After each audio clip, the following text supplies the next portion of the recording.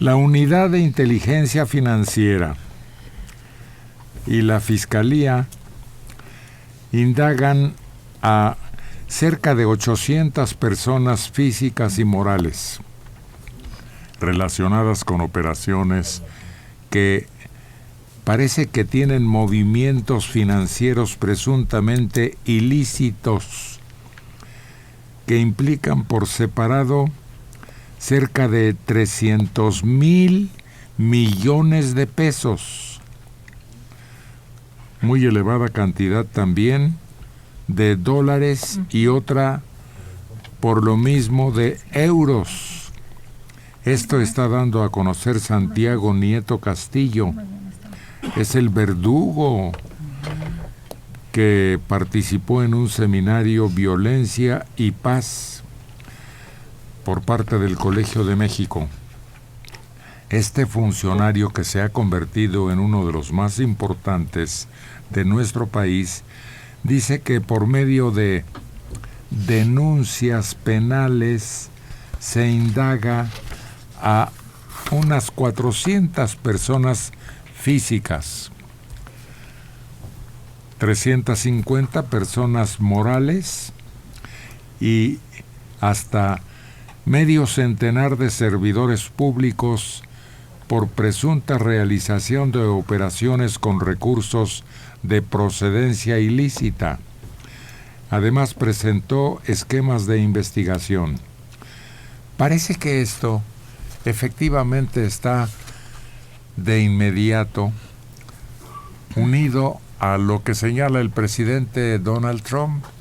Estamos haciendo nuestra lucha contra nuestros delincuentes y está dando hasta señales claras con números redondos. Vamos a ver si eso tranquiliza un poquito la conciencia de este hombre que quiere echarnos toda la friega encima. La caballería pesada. Sí, porque establece, decíamos hace rato, el que consideren a grupos terroristas, actuar contra ellos en varias formas. Primero financieramente, luego excluyéndolos, negándoles rotundamente su participación en el ingreso a su país. Pero lo más grave, acciones militares. Sí.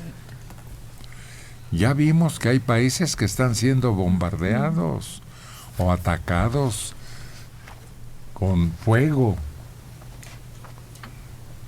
y muchas víctimas están dentro del pueblo de esos lugares.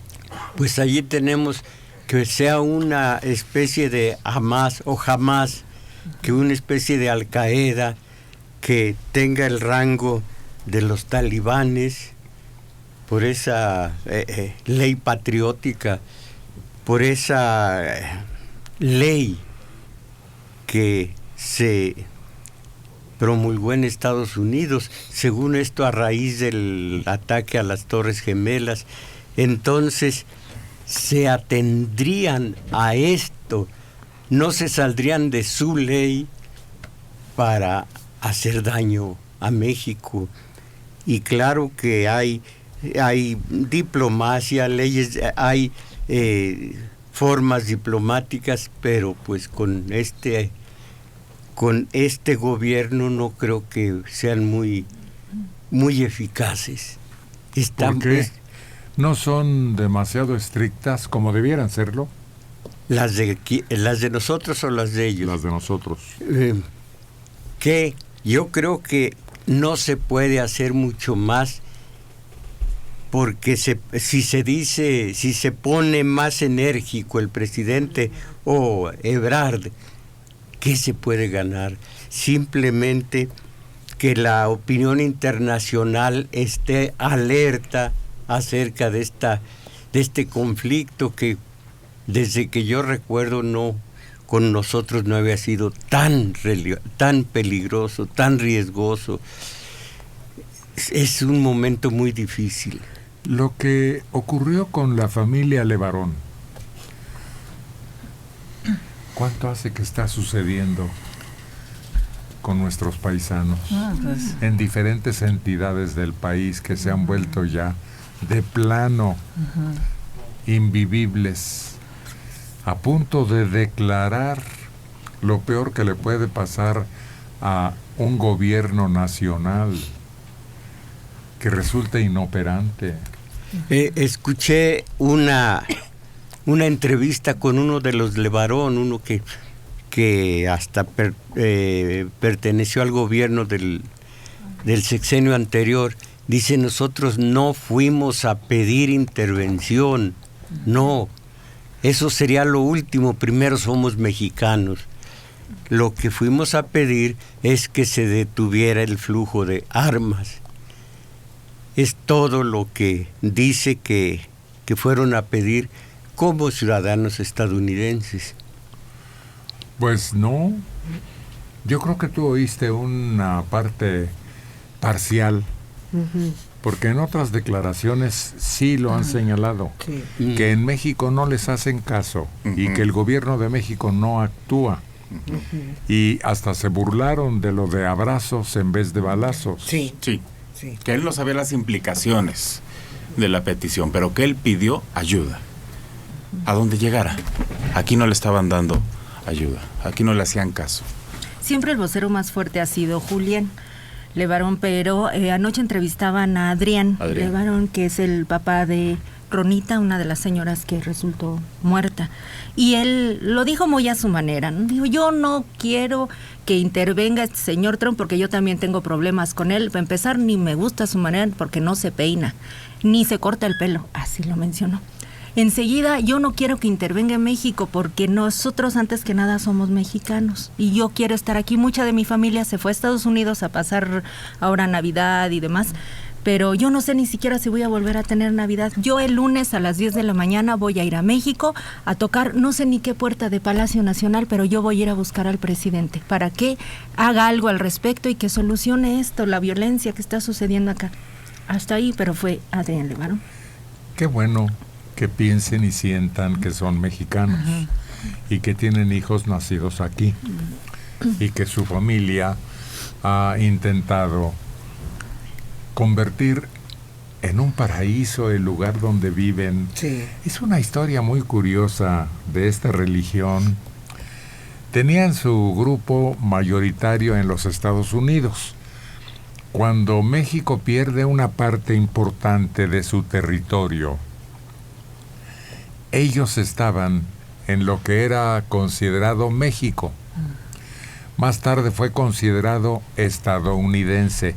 Y ahí fue donde se dio una fricción, porque las leyes estadounidenses prohíben algunas de las concesiones que ellos se dan. Sobre todo, era la escasez de hombres, por lo que podrían tener varias mujeres y por tanto 2 grupos de hijos también, con ese sistema. Cuando llegan a México, se encuentran con que la libertad de cultos, ya el México moderno de nuestra época después de la Revolución, porque hasta la vivieron, encuentran libertad de cultos y entonces no hay obstáculos. Pero alrededor de sus grupos, de el territorio que ocupan, hay envidias, hay reclamaciones y empiezan a hacerles la vida difícil. Y desde entonces empiezan los problemas, sobre todo ahora que estos grupos de la delincuencia organizada utilizan partes cercanas a sus territorios en donde transitan todo tipo de contrabando, sobre todo armas y droga. Sí, los mormones son fundados por allá por 1840, pero en territorio de Estados Unidos, cerca del lago Michigan, por ahí. Y de ahí inician una peregrinación. En el trayecto de la misma cambia la situación del territorio de Utah, de ser mexicano a ser de Estados Unidos. Matan, lo linchan a John Smith, el creador de la religión, y sube Brigham Young, que era el segundo de a bordo y es mucho más ilustrado, menos fanático, y es el que funda la ciudad del Lago Salado, ahí en Utah, pero ya es territorio de Estados Unidos. Más o menos un par de decenios después declara ilegal la poligamia. Entonces muchos dicen no queremos seguir con la poligamia, y se separan, se vienen, optan por irse a otros estados o a México, pero eso ya ocurre en la primera mitad del siglo XX, que por eso Pancho Villa se hace mormón, porque permitía esa rama casarse con muchas mujeres, y donde quiera que llegaba pues, se casaba con alguien, ¿no?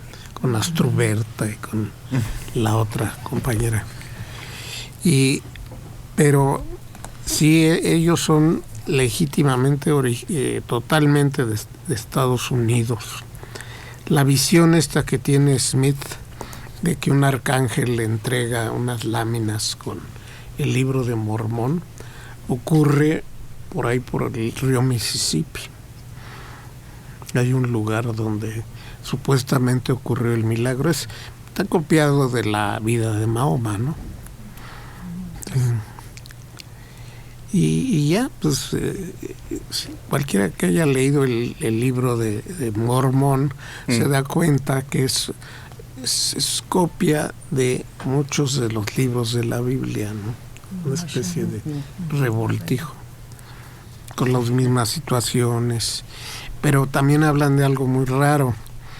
Ellos decían que Jesucristo vino a América y que en América estaba poblado no por indios, sino por hombres blancos, posiblemente las tribus perdidas de Israel. Entonces, quien lee el libro de Mormón se da cuenta, pues, todo lo que se le ocurrió al señor Smith, ¿no? Esa es la terrible historia. Para nosotros resulta confuso, difícil de comprender, pero más o menos esos datos nos dan la razón de que ellos vengan a buscar un refugio en México y se desarrollen. Y su sistema de trabajo es prácticamente de comunidad. Por eso les va muy bien, porque están muy bien organizados y todos están dedicados a la labor, cualquiera que sea. Sí, eso iba yo a comentar, que alguien que conoció esas comunidades me decía que eran dos mundos. De la bardita, porque en la época que él los conoció era así una cerca, la que dividía la comunidad de la población donde él vivía, pero eran comunidades sumamente exitosas. Afuera no había la siembra de un fruto porque decían que la tierra, y adentro sí la había. ¿Cuál era la diferencia? El trabajo, el buscar alternativas, y eso genera mucho enojo a comunidades cercanas, porque además han ido creciendo y han ido aumentando el territorio de cada una de las comunidades. Pero sobre todo el problema es el agua. El agua, sí. A eso iba a decir, esa es la diferencia y ese es el pleito, el agua, el reparto de agua, desigual. Sí, porque ellos, desde luego, para ese crecimiento requirieron del elemento esencial que es el agua. Es que ellos tienen tecnología para abrir pozos de alto rendimiento. Sí. Dinero. Y en cambio las tribus indígenas de la zona la tienen. Pues en buen lío nos metió ese atentado. desató, provocó una explosión en torno a todos estos detalles que ahora nos preocupan y tal vez cambien decisiones importantísimas, porque se conjuga un nuevo gobierno con un sistema de combate al crimen organizado distinto, y también está conjugándose con un presidente norteamericano que busca su reelección, y todo esto nos envuelve una serie de discusiones y de aclaraciones y de señalamientos que no sabemos cómo va a terminar. Pero la parte positiva y la parte optimista se refiere a esto, que es una ventolera dedicada y enfocada a la reelección, que una vez que el hombre vaya afianzando la reelección, va a aminorar esta clase de rigor contra México a través de sus cárteles. ¿Y no se pondrá peor? Ahí está la situación, ahí está.